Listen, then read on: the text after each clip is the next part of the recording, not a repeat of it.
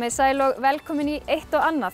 Í næstu 4 þáttum ætlum við að fara í hringferð landið okkar kæra. Við ætlum að byrja fyrir austan, nánar tiltekið á Vopnafirði, en þar ætlum við að fara í sund í Selárdalslaug með hressum öðru bekkingum frá Vopnafirði. Klukkan 9 á miðvikudagsmorgni og sundrútan mætt fyrir utan Vopnafjarðarskóla. Við ætlum að slást í för með öðrum bekk sem á leið í skólasund í Selárdalslaug, sem 3,5 kílómetra frá þjóðvegi 85 á leið til Bakkafjarðar, eða alls í 12 kílómetra fjarlægð frá skólanum. Já, það sæmilegasta leið fyrir bæði stuttafætur og langa til að ganga í sund og lítið pláss fyrir annað í skóladeginum ef rútan væri ekki til staðar. Það nú smá leið sem krakkarnir þurfa að fara hérna til þess að komast í skólasund.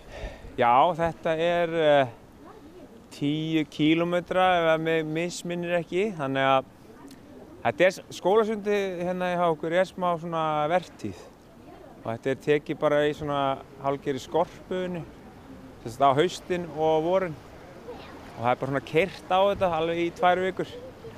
Þannig að bara út af vegalendunum sko. Þannig að ég þekki náttúrulega ekkert annað sko, því ég byrjaði bara að kenna hér, þannig að þetta svo sem bara eðlilegt fyrir mér. Þetta sögufræg laug og það hafa nú Vopnfirðingar verið að læra sund hérna bara í gegnum árin.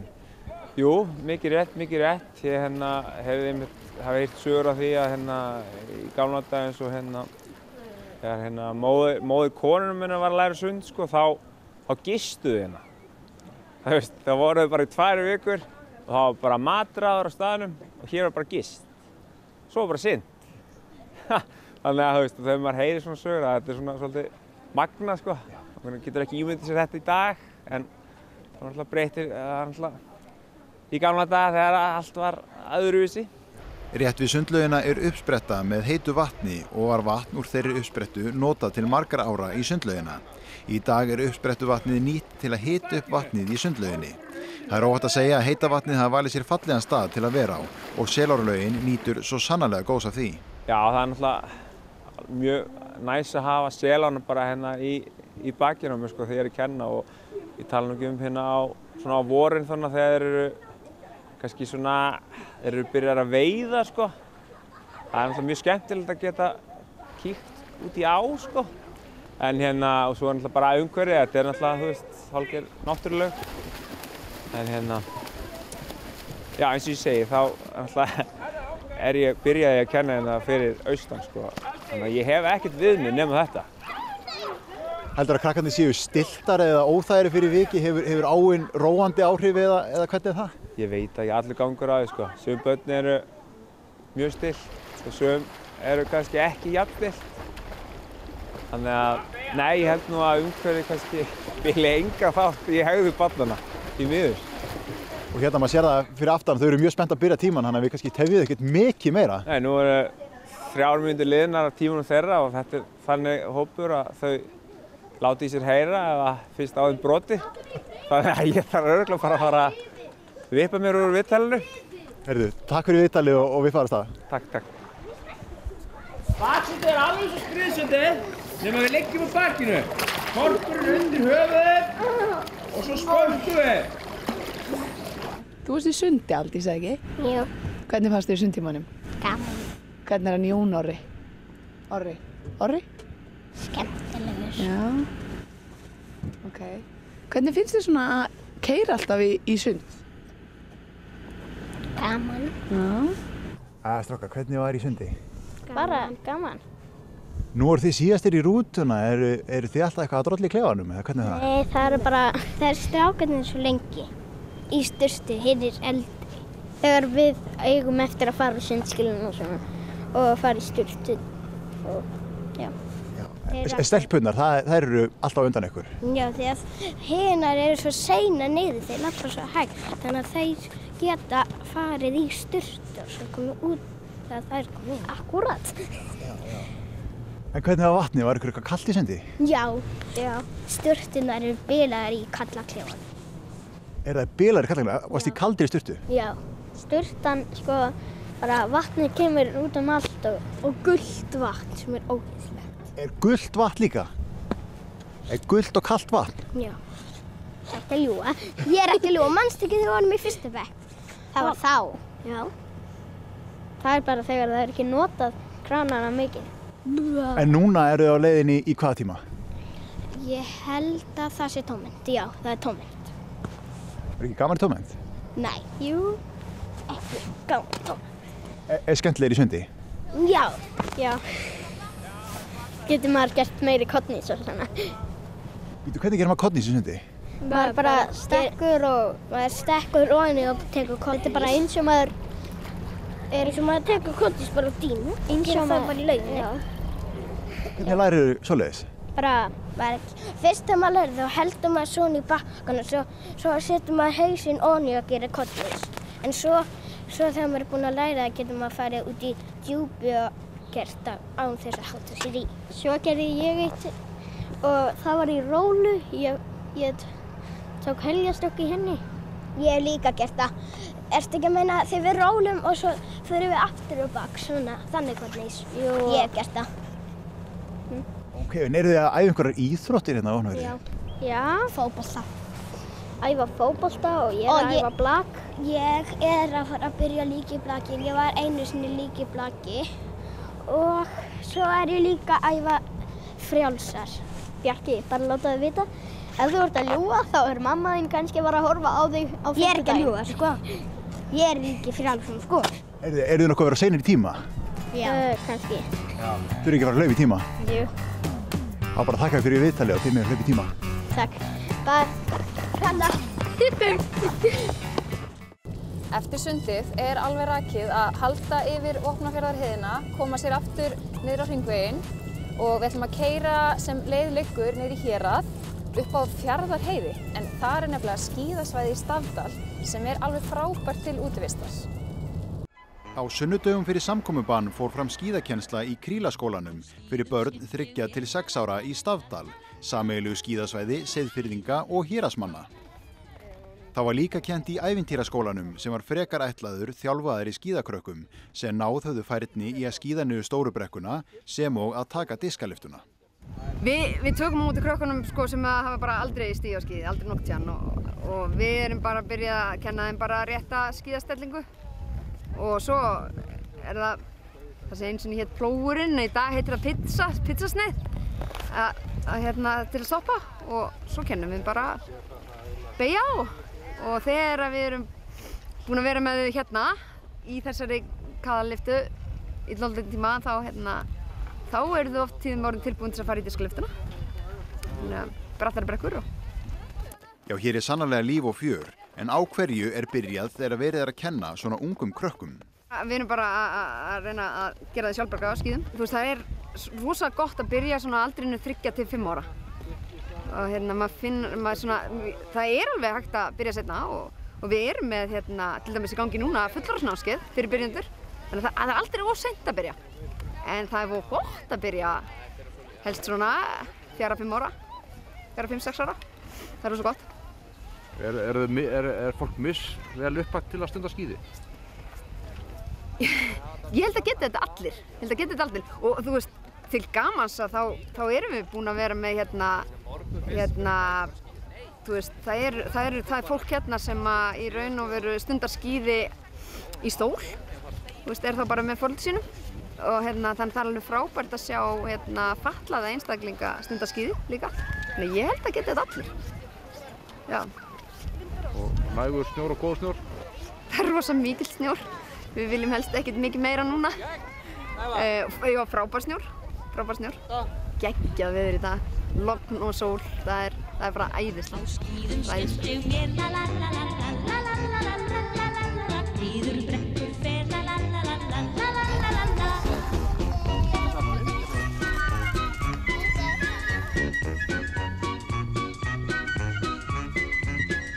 Þótt ég hafi vart kvöld komið heim sár og köld eftir byltur og brölt bæði helaum og fölt þá ég heiti fljótt því að ég aftur á ný upp til fjallanna sníð og komi aftur hops af bann á skíðum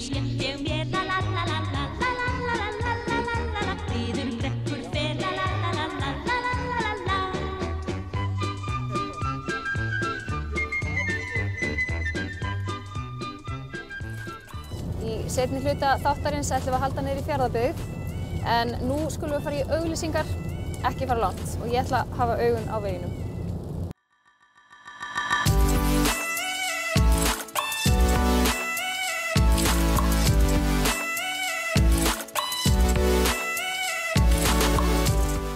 Velkomin aftur í eitt og annað. Við erum stödd á æsispennandi hringferð Austfirði. Næst er það Eskifjörður eða nánar tiltekið Mjóeyri við Eskifjörð. Ferðaþjónustan á Mjóeyri er lítið fjölskyldufyrirtæki í eigu hjónanna Sævars Guðjónssonar og Berglindar Steinu Ingvarsdóttur. Eins og nafnið gefur til kynna er þau að finna á Mjóeyrinni, aðeins 300 metra utan við þéttbýlið á Eskifirði, þar sem að falleg rauð sumarhús og gistiheimili standa í friðsælu umhverfi við sjávarsíðuna. Hér er bæði hægt að dvelja löngum stundum og njóta útsýnisins eða nýta sér fjölbreytt framboð á afþreyingu sem að breytist í takti við árstíðirnar. Og við erum hér með skíðaferðir á veturnar, bæði svona fyrir skinnara sem að skinna upp á fjöllin og skíða niður. Hér er þetta frábært skíðasvæði bak við okkur og skíðasvæði í Oddsskarði. Og það er svona fram í maí sem við erum að þessu, frá febrúar til maí eitthvað svoleiðis. Þá er að koma hér hópar í alls konar óvissuferðir og söguferðir út í námu og Helgustaðnámu og víðar og svo eru gönguferðir í júní og júlí og svo er maður náttúrulega í hreindýraleiðsögn þannig alveg 2 mánuði frá miðju júlí og fram í miðjan september cirka og svo hafa verið að koma hér rjúknamenn í nóvember og þannig að þetta er svo sem fara að teygja sig svona einhver starfsemi allt árið en við höfum verið með opið allt árið alveg frá því að við opnuðum Mjóeyri 2004. Þannig að þarna er tengingin við náttúruna, hún spilar mjög stóran þátt í því að vita hvað hendar á hvaða árstíma. Já, algjörlega og ég meina við búum og lifum í náttúrunni og þá nýtir maður hana. Við ákváðum það eiginlega bara strax upp að við ætlum ekki að fara að finna upp hjólið. Þetta er allt hérna og ég veiðimaður og leiðsögumaður og þetta var í raun og veru bara vannýtt og er ennþann dag í dag vannýtt auðlind. Austurlandið bara, það er algjörlega geggjað. Og það er endalaust þetta að fara hér nýja leiðir og þó ég sé labbandi hér alla dag í fjöllunum þá er ég alltaf að sjá eitthvað nýtt og ég er alltaf að fara leið eða koma einhvers staðar sem ég ekki komið áður. Ég held að þetta sé að vera hér alveg lífstíð á þess að verða nokkuð leiðir á því. En þínir gestir, þeir þurfa oft ekkert endilega að fara eitthvað langt upp í fjöll til þess að komast í þessa tengingu við náttúruna, hún er bara til staðar hér. Já, eins og ég segi, við búum þetta bara í náttúrunni og erum hluti af henni. Eins og ég hef stundum sagt að það var hérna maður hollendingur sem hann labbaði nú bara hérna rétt yfir veginn og var þar í 6 klukkutíma að skoða 1 fermetra. Það var mikill plöntuáhuga maður og hann sagðist aldrei hafa séð jafn margar plöntur á eins litlu svæði. Og er nú samt ekkert kannski mikið að plöntu hér með við annars staðar á Austurlandi. En þetta dugði honum og menn þurfa ekkert að vera klífa fjöll til þess að komast út í náttúruna. Í raun og veru nóg að sitja hér bara á svölunum og horfa út fjörðinn, þá ertu bara einn með náttúrunni. Ekki ótrúlega margir bara margt inni þegar kemur að því að skoða Ísland og jafnvel niður í þennan litla fermeter, erum við allt of lítið dugleg við þetta? Já, við höfum verið það núna í mörg ár sérstaklega. Það er voru þetta svona fyrir tímum menn sem að ferðust bara Ísland og mikið og alla daga að ferðast á Íslandi og voru víða búin að koma en samt kláruðu þeir kannski aldrei að skoða allt saman. Því að Ísland hefur náttúrulega upp á svo óbóðslega margt að bjóða og Austurland þar með líka og í raun og veru kannski allt. Bæði dýralíf og plöntulíf og sögur og jarðfræði, þetta er allt til staðar og því miður hafa Íslendingar verið þar núna undanfarin ár og kannski ekkert að ástæðulausu. Það hefur verið ódýrara til dæmis að ferðast til útlanda heldur en frá Reykjavík eða suðvesturhorninu til Austurlands. Og þegar þú ert að velja það, þá kannski bara ferðu frekar til London. En ég held að núna eigi menn eftir að opnast augu manna fyrir því hvað Ísland er æðislegt land. Við þurfum ekkert að vera hissa á því að allir þessi gestir vilja koma til okkar. Því að þetta er bara, það er endalaust og það er svo fjölbreytt. Það er alltaf að koma óvart. Veðrið er aldrei sama heilan dag og allt þetta. Þannig að það er það sem að Ísland er frábært fyrir mér. Þegar kemur þessu svæði hérna, er eitthvað sem má alls ekki láta framhjá sig fara? Já, það er bara svo margt. En hérna nákvæmlega er þetta Helgustaðanáman, Silfurbergsnáma hérna fyrir utan sem er stórmerkileg í heimssögulegu tilliti. náman kannski ekkert svakalega en þarna 90 metra djúpur hellir sem sérstaklega fyrir krakka mjög spennandi að fara inn í, þannig að mann þurfa að hafa með sér gott ljós. En svo þetta hér alveg bara endalaust, það Stuðlagil og það mjög gaman að labba hér út á Valahjalla þar sem þýsk herflugvél, brak úr henni, æðislegt svæði, Gerpisvæði allt saman, víkurnar á Austurland, þetta bara endalaust. Stóra örðin sem verður reyndar ekki hægt að fara í trúlega fyrir í einhvern veginn í lok júlí, byrjun ágúst, út á snjó bara. Þannig að fjörurnar eru alveg óbúslega fallegar og líparítmyndanir allt. Þetta er alveg fullt af fallegum stöðum á Austurlandi. Við skulum nefna eins og Helgustaðanámuna og alla staði að sjálfsögðu. Þú sem leiðsögumaður hlýtur að tala við þitt fólk að bera virðingu fyrir öllum þessum náttúruperlum því að annars verða það náttúrulega ekki til staðar. Já, algjörlega. Og það nú kannski dálítið sniðugt frá því að segja að ég held að hafi nú kannski frekar verið útlendingar sem kendu mann að bera virðingu fyrir þessu. Maður einhvern veginn bara vanur þessu og hefur labbað hér allt og hagað sér auðvitað bara eins og maður gerði þegar maður var að alast upp. En svo kannski voru það útlendingarnir sem fóru að segja manni hvað það var merkilegt og þá fór maður að átta sig betur á því. Ég held að ég get alveg sagt það með sanni þegar maður fór að ferðast með Breta hér fyrir 25 árum síðan að þeir kendu manni einhvern veginn að meta landi sitt miklu betur en maður gerði sjálfur áður. En ef við tölum aðeins gistinguna hérna Mjóeyri, hvað getur þú hýst marga hér? Já, marga. Þetta eru 10 sumarhús og 4 herbyggi og þetta fer náttúrulega auðvitað eftir hvernig hópar eru samsettir og við erum aðalega að hugsa svona fjölskyldugistingu. Hvert hús passar fyrir hjón með 2-3 börn eða 5 einstaklinga og þannig að þetta eru þá svona 50-60 manns sem við getum hýst með góðu móti en svo auðvitað eins og þessi minni hús hérna bakvið það eru fín fyrir hjón.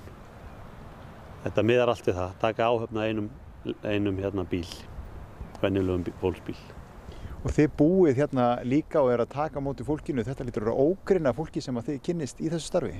Já, það er alveg óbústlegu fjöldi og við reynum þó að auðvitað sé það erfitt kannski á álagspunktum en þá reynum við alltaf að hafa þetta mjög persónulega þjónustu. Hér kom allir og hitt okkur og við sýnum þeim húsið og heita pottinn og það sem við höfum upp á að bjóða hérna.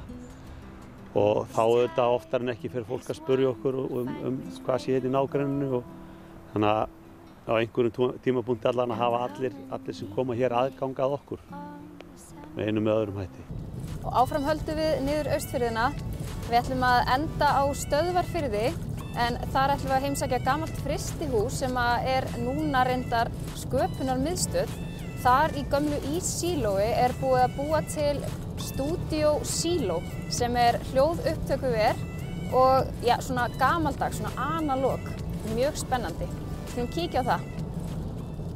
Við erum stödd á höfninni á Stöðvarfirði fyrir framan byggingu sem eitt sinn hýsti frystihús en í dag sköpunarmiðstöð. Hér á efri hæðinni í gömlu íssílói verksmiðjunar nú að finna einstakt analóg upptökuver sem írski tónlistarmaðurinn Vinni og íslenska listakonan Una eiga heiður af. Þau fengu þó hjálp úr ýmsum áttum og ber þar helst að nefna John Brandt frá Texas sem hannaði upptökurýmið en hann hefur margra ára reynslu af slíku og hannað ver víðsvegar heiminn. Upptökuverið dregur nafn sitt af fyrra hlutverki rýmisins og hefur verið nefnt Studio Silo. It started as an idea in 2014. Myself and Una, my Icelandic partner, we were living in Ireland and we said, okay, we want to move somewhere else. I was tired of Ireland, although I grew up there. And then we contacted Rosa Valtingoyer, who was running this project at the time, and she said, "Yeah, we have a space here. You can build a studio in it. It's the old ice silo.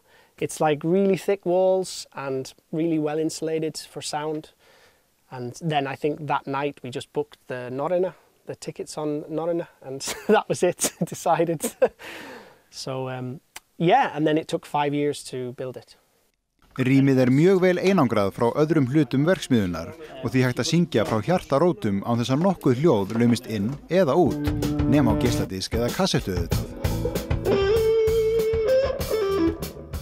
But for you, this is more than a workplace. This is your playground as well. Yeah, totally. I mean, it's amazing when you know, I mean, a lot of, you know, you hear when people have a job that is their passion, you know, and it's what they really enjoy doing. And that is the case. I mean, I love, you know, I love being able to record music and capture a performance, you know, and also being able to get involved with performances. You know, it's like, hey, that sounded not as good as last time. Maybe like change it a little bit. And then, you know, and sometimes the artist is really appreciates you getting involved, and then they come out with a better product in the end because you've collaborated. And I mean, I'm also a total nerd, so I love using all the equipment, and, you know, like, oh, I'm going to use this today on this, and oh, I've not used that before.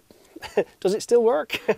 And then, you know, and you're always discovering new ways to do things, and yeah, and new problems as well. Sometimes you have some problems, and it's like, why is that not sounding good? And then you realize, you know, after an hour or something. So Una, your wife, she has to drag you out of this place? Yeah, pretty much.